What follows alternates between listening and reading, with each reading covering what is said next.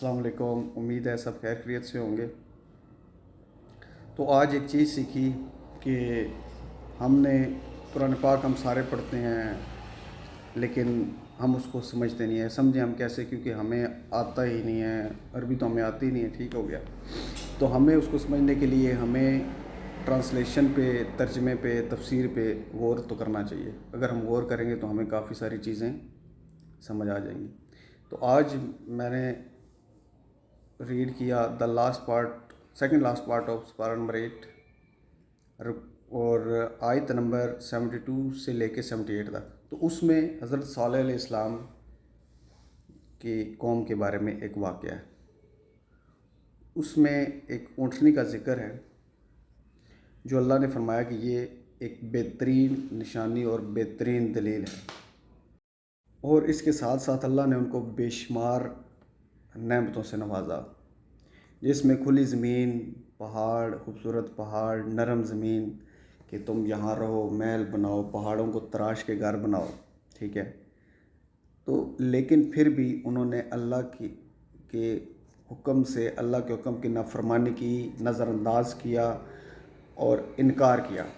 اور صرف انکار نہیں، جسٹ انکار نہیں، انہوں نے ساتھ چیلنج بھی کیا کہ اے صالح لے آؤ وہ عذاب جس کا تم نے ہم سے وعدہ کیا تھا،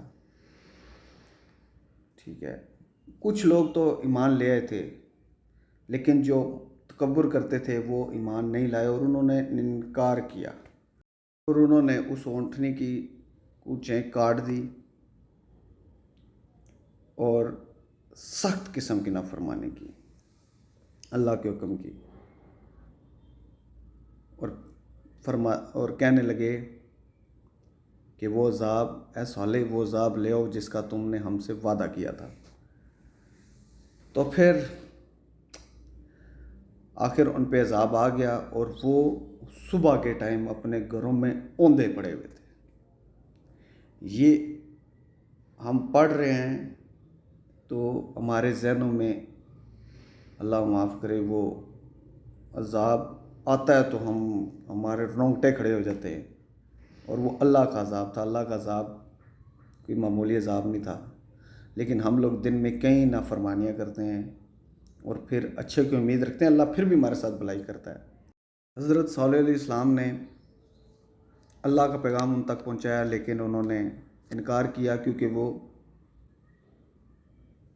ماننا ہی نہیں چاہتے تھے، بات یہ۔ اور اسی طرح تھوڑا سا ہم آگے اگر ریڈ کریں اس کو، اسی سپارے کو، نیکسٹ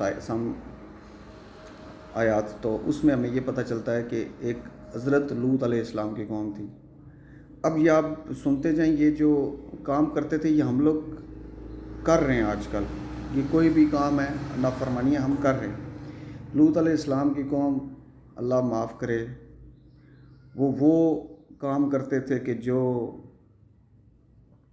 حد سے تجاوز کر جاتے تھے، اس کو ہم یہ کہیں گے، ٹھیک ہے۔ تو اور اسی طرح حضرت شعیب علیہ السلام کی قوم آتی تھی، وہ ناپ تول میں کمی کرتے تھے۔ تو اب ہمیں اپنے آپ کو دیکھنا چاہیے کہ ہم لوگ کیا کیا برائی کر رہے ہیں۔ یہ قرآن پاک میں ذکر ہے، اس میں کوئی شک ہی نہیں ہے، اس پہ ہر مسلمان کا ایسا یقین ہے کہ وہ کبھی بھی ٹوٹ نہیں سکتا، اور ہم مسلمان تب ہی ہیں کہ ہم اس پہ یقین رکھتے ہیں۔ تو ہمیں اس پہ غور کرنا چاہیے کہ ہم یہ برائیاں کر رہے ہیں، ہمیں ان کو ختم کرنا چاہیے، اور اگر ہم ان کو ختم کریں گے تو ہم ایک اچھے مسلمان، ایک اچھے شہری، ایک اچھے انسان تصور کیے جائیں گے۔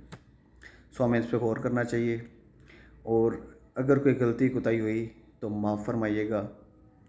تھینک یو سو مچ، سننے کے لیے خوش رہیں، اللہ حافظ۔